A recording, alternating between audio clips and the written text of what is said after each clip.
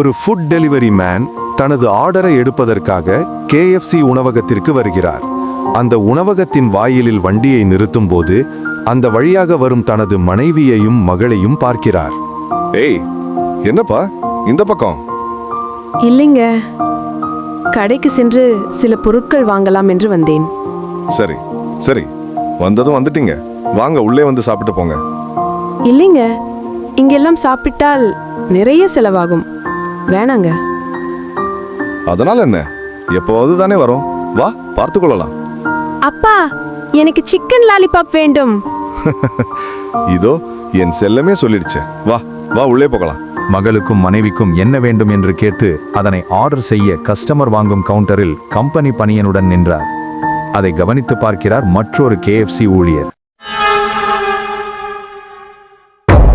Food டெலிவரிக்கு தான் தனி கவுண்டர் இருக்குல்ல, அப்புறம் ஏன் கஸ்டமர் கவுண்டர்ல நிற்கிறீங்க? நீங்க என்ன புதுசா? தினமும் வருபவர் தானே. இங்க இருக்கிற வேலையில நீங்க வேற ஏன் படுத்துறீங்க? உங்க ஆர்டர் தயாராகி 15 நிமிடம் ஆகிறது. வாங்க, வந்து வாங்கிட்டு போங்க.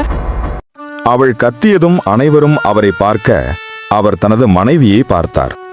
அவர் மனைவி கோபத்தை அடக்கிய அழுகையுடன் நிற்க அவளை அமைதியாக இருக்கும்படி செய்கையில் சமாதானப்படுத்திவிட்டு தான் அணிந்திருந்த கம்பெனி பனியனை கழற்றினார். உள்ளே அணிந்திருக்கும் சட்டையுடன் பணத்தை நீட்டி தனது ஆர்டரை முடித்து ரசீதை வாங்கினார். ரசீதை வாங்கிக் கொண்டு அந்த பணிப்பெண் இருக்கும் கவுண்டருக்கு சென்றார். என்னம்மா இப்படி கத்திட்ட? நான் எந்த நாட்டிலேயோ இருக்கிற கண்ணுக்கு தெரியாத முதலாளியோட கஸ்டமருக்கு ஃபுட் டெலிவரி செய்யறவன். இன்னைக்கும் அதுக்கு தான் வந்திருந்தேன். ஆனா கடை வாசல்ல எனக்கு சோறு போடும் என் வீட்டு முதலாளி வந்து நிக்கிறா. அவளுக்கு சேவை செய்வதுதான் என் முதல் வேலை, மற்றதெல்லாம் அப்புறம்தான். நீங்க எவ்வளோ நாள் லேட் ஆக்கியிருக்கிறீங்க. அதெல்லாம் சமாளிச்ச எனக்கு இந்த 15 நிமிஷம் சமாளிக்க தெரியாதா? நீ ஆர்டரை கொடுமா, நான் பாத்துக்கிறேன். அண்ணா, என்ன மன்னிச்சிடுங்க. வேலை அதிகமா இருந்த ஆத்திரத்துல உங்க மனைவியை நீங்க அழைத்து வருவதை நான் கவனிக்கவில்லை. அது புரியாம எல்லோர் முன்னாடியும் உங்களை வேற கத்தி விட்டேன். என்ன மன்னிச்சிடுங்க ப்ளீஸ். அண்ணியிடம் சொல்லிட்டு நீங்க டெலிவரி செய்ய கிளம்புங்க. நானே அவங்களுக்கு உணவு சர்வ் பண்றேன்.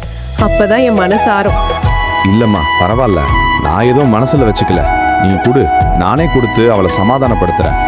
செல்லமே, இதோ நீ கேட்ட லாலிபாப். என்னம்மா, எதுவும் வருத்தப்பட்டியா? கவலைப்படாத, இது சரியா புரிந்து கொள்ளாததால நடந்த விஷயம். மற்றபடி வேற எதுவும் இல்ல. இல்லைங்க, மற்றவர்கள் பார்க்க உங்களை திட்டியதும் அவமானமாகவும் ஆத்திரமும் அழுகையும் வந்தது. எங்கே அவள் கத்தியதும் நீங்கள் ஓடிச் சென்று வேலையை பார்க்கச் சென்று விடுவீர்களோ என பயமும் வந்தது. ஆனால் கம்பெனி பணியனை கழட்டிவிட்டு எங்களுக்காக நின்றதுமே உணர்ந்தேன். மானம் என்பது வெளியே அணிந்திருக்கும் கம்பெனி பணியனில் இல்லை, உள்ளே அணிந்திருக்கும் உள்ளத்தின் சட்டையில்தான் என்று புரிந்து கொண்டேன். அடடா, நான் கூட பயந்துட்டேன். என் மனைவி எவ்வளவு புத்திசாலியா இருக்கா. அறிவு ஜீவிடி நீ. சி போடா. என்ன? சும்மாங்க.